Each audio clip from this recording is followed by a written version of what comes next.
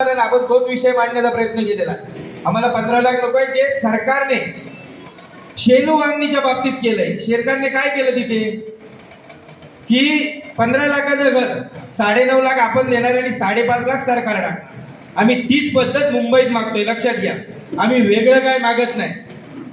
आणि त्यामुळे जर आपण ज्या पद्धतीने आता पत्रात वाचलं असाल तुम्ही की 60,000 करोडची जी काय मागणी केली, दिसायला खूप मोठी दिसते, निश्चितपणाने ती मोठी नाही आहे. आपल्या लाडक्या बहिणी इथे काय बसलेल्या आहेत, कुठे मागणी केली होती का लाडक्या बहिणींनी सरकारकडे? केली होती का की आम्हाला द्या म्हणून?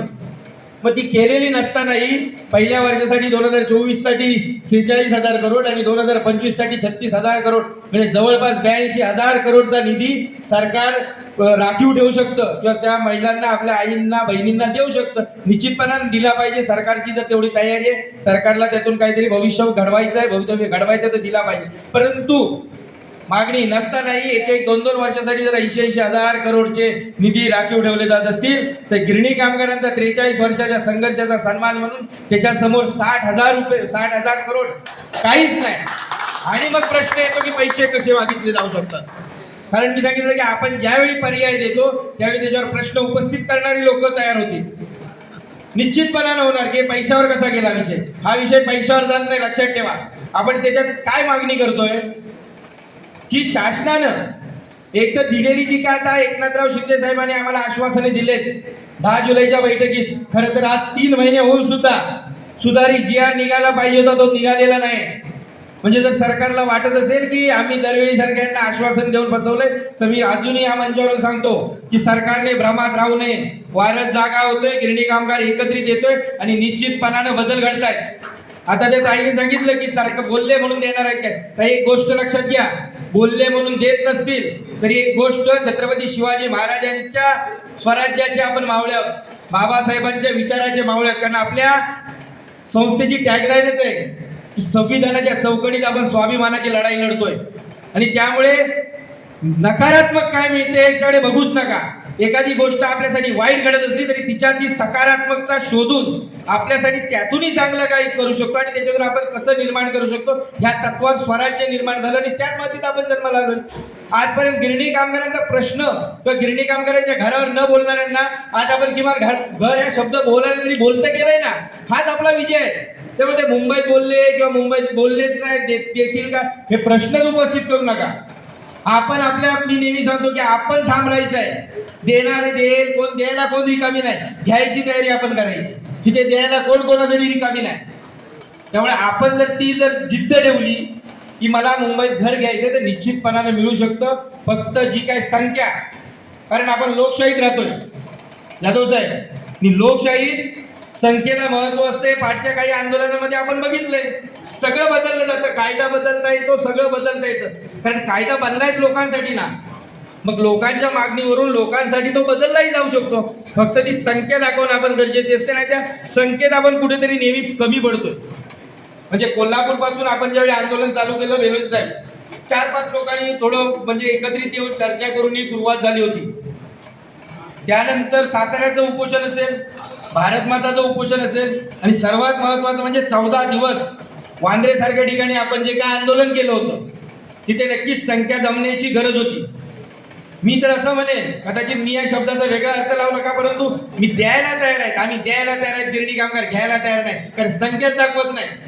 14 दिवसाचं उपोषण होऊन 14 दिवसाचं आंदोलन होऊन जर आपण तिथे संख्या दाखवत नसू तर नक्कीच विचार करण्यासारखी गोष्ट आहे. खरोखर आपल्याला पाहिजे काय? एखादा मेसेज, आता यांनी सांगितलं की व्हॉट्सअपवर काय चालू असतं, फक्त मेसेज टाकायचे, संध्याकाळी आल्यानंतर 7 नंतर 11-12 वाजेपर्यंत मेसेज टाकायचे, त्याच्या व्यतिरिक्त काही नाही. कितीतरी जण 100 मेसेज दिवसाला टाकतात, पण मला वाटतं 100 सभेमध्ये एकाही बैठकीला हजर नसतात. बोलून काय होत नसतं, फक्त लिहून काय होणार नाही, तेही गरजेचं आहे. आमचे जितेंद्र मोरे आले होते, आहेत का? हां, खूप पहिल्या दिवशीपासून आमच्या सोबत होते. मध्ये त्यांची तब्येत ठीक नसल्यामुळे नक्कीच ते थोडेसे दूर होते, परंतु त्यावेळी ते काम करत होते. माझा संघर्ष, माझी जबाबदारी ही त्यांनी दिलेली टॅगलाईन आहे 2024 साली. म्हणजे राहून सुद्धा त्यांचं समजू शकतो, कारण त्यांची शारीरिक साथ देत नव्हतं, शरीर साथ देत नाही. परंतु जे आपले वारस आहेत नवीन, त्यांनी नक्कीच फक्त घर बोलून मिळणार नाही, तर त्याच्यात उतरावं लागेल. त्या ताकदीत फक्त उतरूनही उपयोग नाही. आपण हक्कान सांगतोय बदल घडवलेत, कोण काय बोलायचं ते बोलून दे. 1.5 वर्षापूर्वीची परिस्थिती बघा आणि आज फक्त परिस्थितीतला बदल बघा, निश्चितपणाने सांगू शकतो आम्ही बदल घडवले. आम्हाला कोणाला सांगत राहायची गरज नाही. म्हणजे जर विषय आला तर त्या बदलात आम्ही हाव दे ठामपणे आम्ही सांगण्याचं एवढं कार्य केलेलं आहे. बदल घडतायत, घडवायची ताकद फक्त पाहिजे. आणि वारसांना वारंवार सांगतो आणि तरुण वारसांना की बास करा. नक्की ज्यावेळी आपल्या एखाद्या घरावर संकट येते, कारण गिरणी कामगार हे आपले कुटुंब आहे, हे आपल्या कुटुंबावर आलेले संकट आहे, त्यावेळी आपण शेजाऱ्याच्या घरात काय चाललंय इकडे लक्ष देत नसतो. पहिल्यांदा आपण आपलं कुटुंब बाहेर कसं काढू ह्याच्यावर विचार करत असतो. ही सत्यता हा निसर्ग नियम आहे. त्याच्यामुळे त्या पद्धतीत आपल्याला घुसलं पाहिजे. दुनियेत काय चाललंय याच्याशी देणं घेणं नाही. जोपर्यंत मला माझा अधिकार मिळत नाही तोपर्यंत मला दुनियेत काय चाललंय त्याच्याशी देणं घेणं नाही, या भावनेने वागलं पाहिजे. तिकडे ते मोदी काय बोलले, राजकारणाचं काय चाललंय ह्याच्यावर जास्त चर्चा होत असते. अरे पण गिरणी कामगारांवर चर्चा करा. गिरणी कामगार एकत्र कसा येईल, गिरणी कामगारांना एकत्र कसा आणला जाईल ह्याच्यावर विचार करा ना. आज आपण ही जी संख्या दाखवतो, आज एकत्र येतोय, कोणीतरी विचार केला, कोणतरी पुढे आलं म्हणून लोक जमतात ना. मग तसा प्रत्येकाने जर विचार केला तर निश्चितपणाने त्याच्यात बदल घडतील. आपल्या ज्या आता मागण्या आपण वाचून दाखवल्या होत्या, त्या मागण्या अशा होत्या की 17वं कलम रद्द करावं किंवा ती अट आहे ती रद्द करावी. तिच्याबद्दल तर सुरुवातीलाच सांगितलंय की सरकारने आपल्याला सांगितलं होतं, म्हणजे माननीय एकनाथराव शिंदे साहेबांनी, की हे कलम त्या पद्धतीचं नाही आहे, परंतु तुमची मागणी आहे तर आम्ही हटवतो तर हटवतो. 15 दिवसात हटवून देतो म्हणून सांगितलं होतं. आपण समजू शकतो प्रशासकीय व्यवस्था आहे, शासकीय व्यवस्था आहे. 15 दिवसाचे महिना 1.5 महिना समजू शकतो. आज 3 महिने होत आले, फक्त टोळवाटोळीची उत्तर झालं. कोणत्याही पद्धतीनं आश्वासनाच्या पुढे जाण्याचं काम या सरकारने केलेलं नाही.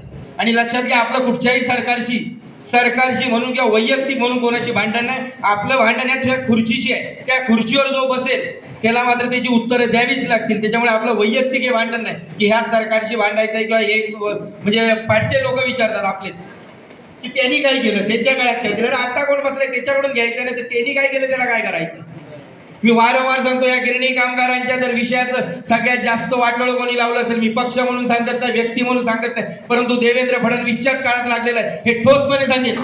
कारण गेली 11 वर्ष 2014 पासून आज 25 वर्ष झाले. अरे काँग्रेसने काय केलं, काँग्रेसने केलं म्हणून तर तुम्हाला आणलंय ना, त्याचं उत्तर कोण देणार तुम्ही. काँग्रेसने हे केलं, काँग्रेसने ते केलं. गेली 11 वर्ष तुम्ही मुख्यमंत्री पदावर आहेत जवळपास. फक्त 1-1.5-2 वर्ष जरी उद्धव ठाकरेंची सोडली तर मुख्यमंत्री जरी नसला मधले 2.5 वर्ष तरी अधिकार तुमच्याच हातात होते. मग काय देऊ शकत नाही ह्याचं उत्तर द्या ना. तर तुम्ही काँग्रेसचं कारण सांगणार त्यांनी हे केलं त्यांनी ते केलं. आम्हाला कोणत्याही राजकीय पक्षाशी देणं घेणं नाही, आम्हाला कोणत्याही संघटनेशी देणं घेणं. आम्हाला फक्त आमच्या मुंबईतला अधिकार, आम्हाला मुंबईतलं घर मिळवायचं आणि त्याच्याशी आम्हाला अधिकार आहे. त्याच्या जो विरोधात बोलेल तो आमचा विरोधकच. ही भूमिका मात्र निश्चितपणाने ठेवली पाहिजे प्रत्येकाने. नक्कीच सांगतो बदल घडतील. आपल्यातच भांडणं असतात की मी कोणत्या राजकीय पक्षाचा, तू कोणत्या राजकीय पक्षाचा. मग त्या नेत्यांवर बोललं की एकमेकांच्या भांडणं चालू होतं. ही वृत्ती कुठेतरी सोडली पाहिजे. माझा ते नाही तर माझं कुटुंब आहे गिरणी कामगार, त्याच्यावर आलेलं जे संकट आहे ते पहिल्यांदा सोडवेल, नंतर तुमचं बघू आम्ही काय करायचं ते. अशा पद्धतीने वागलं पाहिजे. आणि त्यावेळी निश्चितपणानं वंचितांचा मुद्द्याचंही सांगतो की ज्यावेळी कोल्हापूरच्या कार्यक्रमात किंवा आंदोलनात आपण वंचितचा मुद्दा पुढे आणला त्यावेळी लोक हसत होती अक्षरशः की शक्य आहे काही मागणी मनात येतं म्हणून तुम्ही करता का. आम्ही ह्याला मागणी लोकांची आहे, लक्षात घ्या. आम्ही जज नाहीत, आम्ही वकील नाहीत किंवा आम्ही कोर्ट नाही निर्णय द्यायला. आमचं काम काय तर लोकांच्या भावना सरकारपर्यंत पोहोचवणं. योग्य की अयोग्य सरकार ठरवेल. आणि जर लोकांचे मागणे तर त्याच्याबद्दल शेवटपर्यंत साथ देणं, त्याचा पाठपुरावा करणं आणि ते आपण केलं. म्हणून आज दिसतंय की वंचित लोकांचे अर्ज भरून घेण्याची जी प्रक्रिया किंवा जो मंत्रालयापर्यंत विषय जायला पाहिजे तो गेलेला आहे. आणि वंचित लोकांना तर शाश्वतीने सांगतो मी, तुमचे अर्ज नव्याने भरून घेतले जातील, त्याच्याबद्दल चिंताच नाही. फक्त ते लवकर किती भरून घेतले जातील, केवढ्या लवकर केले जातील हे आपल्या ताकदीवर आहे. शेवटी मग प्रश्न तिथे देतो, लोकशाही संख्येला महत्व आहे. ज्या वेळी संख्या लागेल एखादं वंचित लोकांसाठी वेगळं आंदोलन उभं करायची ती तयारी दाखवा वंचित लोकांनी. कसा प्रश्न सुटत नाही बघूया. असे जे काही विषय आहेत नक्कीच सोडवले गेले पाहिजे. आपली तर सुधारिकांना बघितल्यावर मला आठवण येते की आपली मागणी मूळ अशी आहे की सर्व गिरणी कामगारांना घरं द्या, परंतु सरसकट द्या. परंतु सध्या शासनाचे जे काही नियम आहे, कारण काय होतं एखादी मागणी बाहेर गेल्यावर नेमकं शासन त्याच गोष्टीवर तुमच्या हे देऊन तुम्हाला साईड करण्याचा प्रयत्न करतो. त्याच्यामुळे आपण म्हणतो की तुमचे जे नियम आहेत त्याच्यात बसतायत त्यांना तरी अगोदर द्या, बाकीच्यांचं बघू ना नंतर. परंतु त्यांच्यात बसणाऱ्याच लोकांना घरं दिली जात नाहीत. ज्या पद्धतीने आता मगाशी कोणीतरी सांगितलं की परप्रांती, विषय परप्रांतीयांचा नाही. जो गिरणी कामगार होता तो आमचा आहे, लक्षात घ्या. तो कुठचाही असून दे. परंतु बाहेरून आलेल्या लोकांना जर घरं मिळत असतील तर नक्कीच गिरणी कामगाराला काय नाही, हा प्रश्न विचारला गेला पाहिजे ना. म्हणून आपण वारंवार सांगितलंय की ज्या दिवशी झोपडी बांधण्याचं आंदोलन आपण जाहीर करू, मी संयुक्त मराठी मुंबई चळवळीचा एक शब्द आहे, ज्या ज्यावेळी आंदोलन जाहीर केले 10 जणांनी जाऊन 5 जणांनी जाऊन पण आंदोलन केले, आंदोलन सोडलं नाही, जाहीर करून कधीच आंदोलन थांबवलं नाही. फक्त गेल्या वेळी 29 जुलैचं जे 28 जुलैचं आंदोलन होतं ते सार्वत्रिक 14 संघटनांना आपण एकत्रित करून 9 जुलै, कारण अधिवेशन पुढे गेलं त्याच्यामुळे 9 जुलैला घ्यायला लागलं, परंतु आंदोलन घेतलंय. त्यामुळे झोपडी आंदोलनाचाही जो काय आपण एक विषय पुढे आणलेला आहे, निश्चितपणाने तेही करू. फक्त सरकारची थोडीशी आता जी काही भावना आहे, किंवा आता मुख्यमंत्री उपमुख्यमंत्री कालच्याही भाषणात म्हणाले की मला गिरणी कामगारांना 1 लाख गिरणी कामगारांना आम्ही घरं देऊ. त्यांनाही प्रश्न विचारू, बाबा देता की नाही. माझी तर अशी एक इच्छा आहे की जर सर्वांची म्हणजे भावना असेल तर फक्त यांनाच नव्हे तर केंद्राकडेही जायला पाहिजे. आपण मोदींनाही सांगितलं पाहिजे, बाबा तुमच्या भेटीला येतोय, एनटीसीच्या जागा आहेत ना, जर एनटीसीच्या जागा तुमच्या होऊ शकतात तर त्यातला कामगार कोणता, हा प्रश्न विचारला पाहिजे त्यांनाही. म्हणजे फक्त जागा तुमच्या झाल्या नॅशनलायझेशनच्या नावाखाली, मग तिथल्या कामगाराची जबाबदारी कोण घेणार, हे प्रश्न खऱ्या अर्थाने विचारले गेले पाहिजेत ना. त्यामुळे एखादी त्या व्यवस्थेपर्यंत पोहोचण्याची तयारी आपल्याला ठेवायला लागेल. आणि संघर्ष ज्यावेळी आपण करतोय त्यावेळी लक्षात ठेवा, जोपर्यंत यश भेटत नाही, किती आंदोलनं झाली, किती मोर्चा झाले, हा प्रश्न उत्तर त्याला ठरवा की मोर्चा संघर्षात उतरायचा आहे की नाही. सुरुवात करणं आपल्या हातात आहे, शेवट आपल्या हातात नाही. तो शेवट जोपर्यंत होत नाही तोपर्यंत संघर्ष करावा लागेल, ती तयारी ठेवा. कालची गोष्ट आहे, संघर्ष म्हणजे मोठेपणाचा विषय नाही सांगत, पण जेव्हा 5 तारखेचे मी माझ्या एका वैयक्तिक कामासाठी हैदराबादला होतो काल रात्री, कबाडी साहेब, आजच्या बैठकीसाठी मी रात्री 4 वाजता, सकाळी 4 वाजता म्हणजे संध्याकाळी 4 वाजता तिथून गाडी घेऊन निघालो. 6 वाजता विरारला पोहोचलोय. विरारवरून गाडी घरी ठेवली, तिथून ट्रेन पकडून कबाडी साहेबांच्या इथे आलो, तिथून कबाडी साहेबांची गाडी घेऊन आम्ही इथे आलोय. लक्षात घ्या, संघर्ष म्हणजे मोठेपणाचा विषय नाही सांगत, पण संघर्ष असा करावा लागतो. करायचं तर उतरायचं, ठरवायचं की मी आता सोडणार नाही, जोपर्यंत मला जे पाहिजे ते मिळत नाही. म्हणजे हरलो, गिरणी कामगारांना काय मिळणार नाही, अरे बघू ना, हरलो तर हरलो, पण लढून हरलेल्याचा तर स्वाभिमान बाळगू ना आपण, की रे लढलो शेवटपर्यंत. हरलो म्हणजे काय, शासन पदार्थ देत नाही, लक्षात ठेवा. मी कुठचंही शासन असून दे, याही शासनावर आपला काही रोष नाही, शासनाकडे तेवढी ताकद दाखवावी लागते, त्याच्याशिवाय मिळत नाही. इथे बघितले आपण मराठा आंदोलनात काय झालं, 1 तासात जीआर निघू शकतो, 1 तासात, म्हणजे घेऊनच आलेलं वाटतं राज्यपालांना सोबत. अशा पद्धतीने कशाच्या जीवावर, संख्येच्या जीवावर. ती जर संख्या आपण 1-1.5, 2 लाख गिरणी कामगारांचा प्रश्न म्हणतोय, तर विचार करा 2 लाख गिरणी कामगार आज त्याचं कुटुंब वारस धरून किती झाले असते. जर रस्त्यावर उतरला तर सरकार नाही म्हणायची हिंमत करेल का. पण आम्ही उतरत नाही, आम्ही फक्त म्हणतो की तो जाईल मग मी कशाला जाऊ. एक नेहमी लहानपणापासून आपल्याला गोष्ट सांगितली जाते त्या महादेवाच्या पिंडीवरची,